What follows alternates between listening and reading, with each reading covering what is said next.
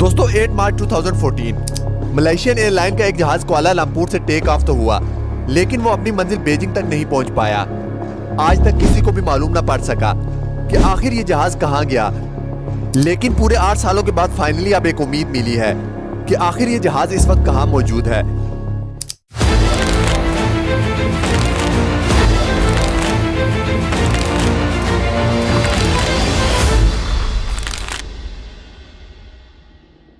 दोस्तों ये बात है 8 मार्च 2014 की, यानी आज से तकरीबन 8 साल पहले मलेशियन एयरलाइन के एक जहाज फ्लाइट MH370 को मलेशियन कैपिटल कुआलालंपुर से टेक ऑफ करके चाइना की कैपिटल बीजिंग तक जाना था।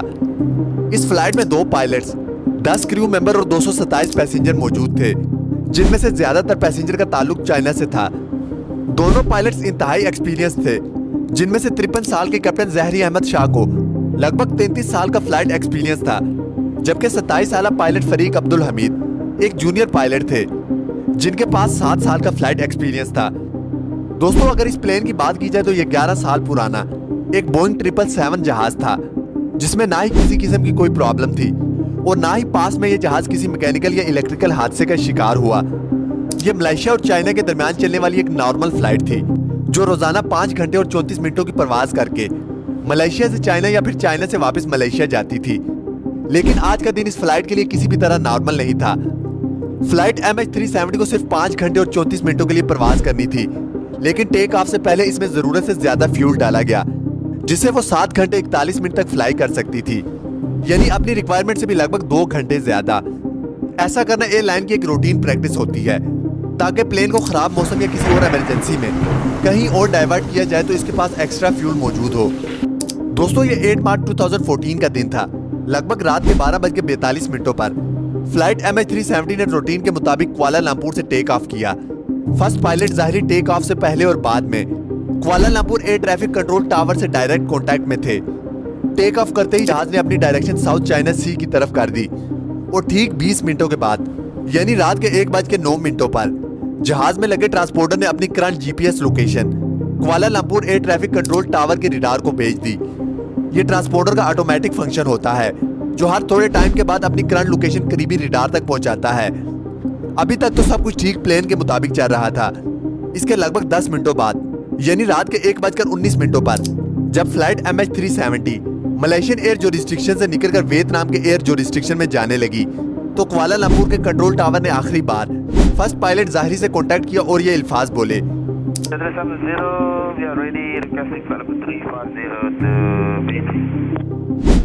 इसका मतलब यह था कि अब फ्लाइट MH370 को वियतनाम की सिटी हो ची मिन के कंट्रोल टावर से कांटेक्ट करना चाहिए। फर्स्ट पायलट कैप्टन ज़ाहिरी ने यह मैसेज भी सुना और इसका जवाब भी दिया, गुड नाइट MH370। इसके बाद ना ही कंट्रोल टावर को पता था और ना ही कैप्टन ज़ाहिरी को कि इनका यह गुड नाइट वाला मैसेज अब आखिरी मैसेज होने वाला है।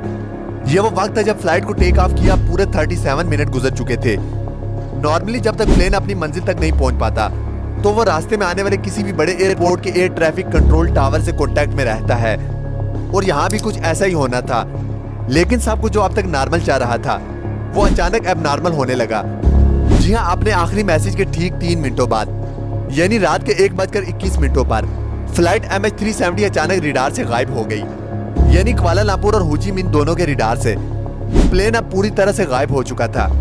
अब ये बात कुआलालंपुर टावर के लिए बिल्कुल नॉर्मल थी, क्योंकि इन्होंने समझा कि MH370 अब वियतनामीज एयर स्पेस में दाखिल हो गया है। लेकिन जब हो ची मिन कंट्रोल टावर ने फ्लाइट MH370 को अपने रडार से गायब होते देखा तो इनको कुछ गड़बड़ लगी। इन्होंने फौरन कैप्टन से खैरियत मालूम करने के लिए वायरलेस किया, तो आगे से किसी ने कोई जवाब नहीं दिया। अगले 18 मिनटों तक हो ची मिन टावर MH370 से कांटेक्ट करने की कोशिश करता रहा, लेकिन कैप्टन की तरफ से फिर भी कोई जवाब नहीं आया। और तभी हो ची मिन टावर ने कुआलालंपुर टावर से कांटेक्ट किया और इनको सिचुएशन से अपडेट किया। अब नॉर्मली इस कंडीशन में 1 घंटे के अंदर अंदर रेस्क्यू सेंटर को इन्फॉर्म करना होता है, लेकिन कुआलालंपुर टावर ने पूरे 4 घंटे बाद एरोनॉटिकल रेस्क्यू कोऑर्डिनेशन सेंटर को इन्फॉर्म किया, और तब तक बहुत देर हो चुकी थी। सुबह के 6:15 हो चुके थे और यही वो टाइम था जब MH370 को बीजिंग में लैंड करना था। एक उम्मीद थी कि शायद जहाज अपने वक्त पर बीजिंग में लैंड करे, लेकिन वहां से भी कोई अच्छी खबर नहीं आई। सुबह के 6:32 पर ठीक उस जगह पर जहां से प्लेन गायब हुआ था वहां एक सर्च ऑपरेशन स्टार्ट किया गया, जिसमें 7 कंट्रीज की 34 शिप्स और 28 एयरक्राफ्ट ने फ्लाइट MH370 को गल्फ ऑफ थाईलैंड और साउथ चाइना सी के बॉर्डर पर ढूंढना शुरू कर दिया। लेकिन बदकिस्मती से वहां भी प्लेन का नामो निशान तक नहीं मिला। इस वक्त तक पूरी दुनिया को इस हादसे का पता चल चुका था। टीवी, न्यूज, वेबसाइट और सोशल मीडिया पर सबके सब सिर्फ यही खबर दिखा रहे थे। इस दौरान कई मुल्कों की इन्वेस्टिगेशन टीम्स भी सर्च ऑपरेशन का हिस्सा बन गई। दोस्तों, प्लेन का अचानक तमाम रडार से गायब हो जाना वाकई किसी को भी हजम नहीं हो रहा था, क्योंकि अगर इस एरिया पर समंदर में जहाज क्रैश भी होता तो कोई ना कोई चीज पानी पर तैरती हुई जरूर नजर आनी चाहिए थी। अगले पूरे 4 दिनों तक यह सर्च ऑपरेशन चलता रहा, मगर कहीं से भी कोई अच्छी खबर मिल न सकी। लेकिन फिर चौथे दिन एक खबर आई जिसने तमाम रेस्क्यू ऑपरेशन टीम्स को हिलाकर रख दिया। 8 मार्च 1:21 पर फ्लाइट MH370 जब रडार से गायब हुई थी तो वह सिविलियन रडार से गायब हुई थी, लेकिन मलेशियन मिलिट्री के एक रडार पर वो अगले 1 घंटे तक शो होती रही। और इसके बाद जो कुछ हुआ वो कुछ यूं था। सिविलियन रडार से गायब होने के बाद जहाज ने चंद मिनटों के लिए अपने राइट पे जाना शुरू किया और फिर यू टर्न करके वापस मलेशिया की तरफ टर्न किया। पूरे 31 मिनटों के बाद जहाज ने मलेशिया के शहर पीनंग को क्रॉस किया और फिर मलाक्का स्ट्रेट की तरफ टर्न किया। आखिरी बार जहां तक मिलिट्री रडार की रेंज थी, फ्लाइट MH370 को इंडियन ओशन के उस पॉइंट तक डिटेक्ट किया गया और उस वक्त रात के 2:22 हो रहे थे। अब इसके बाद MH370 ना ही मिलिट्री रडार पर शो हुआ और ना ही किसी सिविलियन रडार पर। पूरी रेस्क्यू टीम और इस प्लेन से जुड़ा हर शख्स सिर्फ यही गुत्थी सुलझाने में लगा हुआ था कि आखिर ये प्लेन कहाँ गया। अब यही ये जानना भी जरूरी था कि आखिर प्लेन ने बीजिंग की बिल्कुल ऑपोजिट डायरेक्शन में शार्प यू टर्न क्यों लिया। जो रेस्क्यू टीम पहले गल्फ ऑफ थाईलैंड और साउथ चाइना सी में प्लेन को ढूंढ रही थी, वो अब इंडियन ओशन के इस हिस्से में प्लेन को ढूंढना शुरू हो गई। लेकिन हैरत अंगेज तौर पर यहाँ भी प्लेन का कोई अता पता नहीं चला।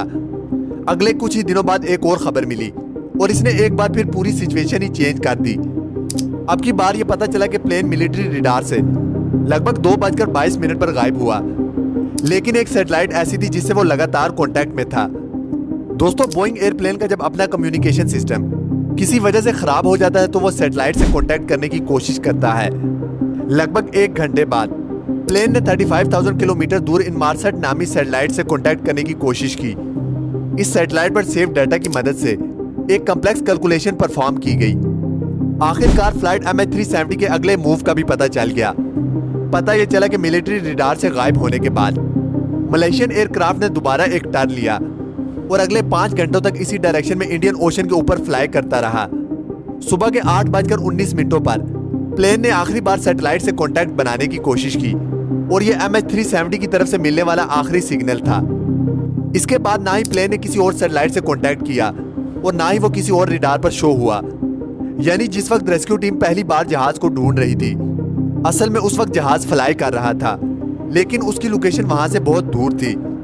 एक्सपर्ट्स और इन्वेस्टिगेशन टीम का यह मानना है ऑस्ट्रेलिया से 2000 किलोमीटर वेस्ट में इंडियन ओशन के ठीक इस कर्व्ड स्पॉट पर आकर जहाज का सैटेलाइट से कांटेक्ट टूटा।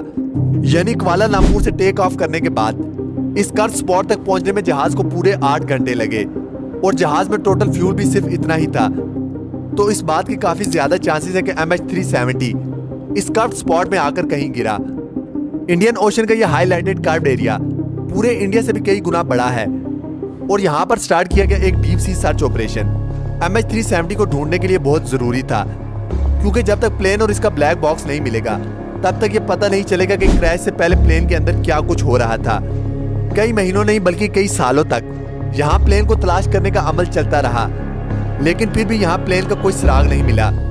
लगभग 3 सालों बाद डीप सी ऑपरेशन को आखिरकार खत्म कर दिया गया, जिसमें $160 मिलियन से भी ज्यादा खर्चा हो चुका था। दोस्तों, 2015 में यानी प्लेन के गायब होने के 1 साल बाद प्लेन का राइट फ्लिपरॉन तैरता हुआ आइलैंड ऑफ रीयूनियन के साहिल पर जा पहुंचा। यह प्लेन का वो हिस्सा होता है जो लैंडिंग के वक्त काम आता है। मिलने वाले इस फ्लिपरॉन पर जब रिसर्च की गई तो एक और खौफनाक हकीकत सामने आई।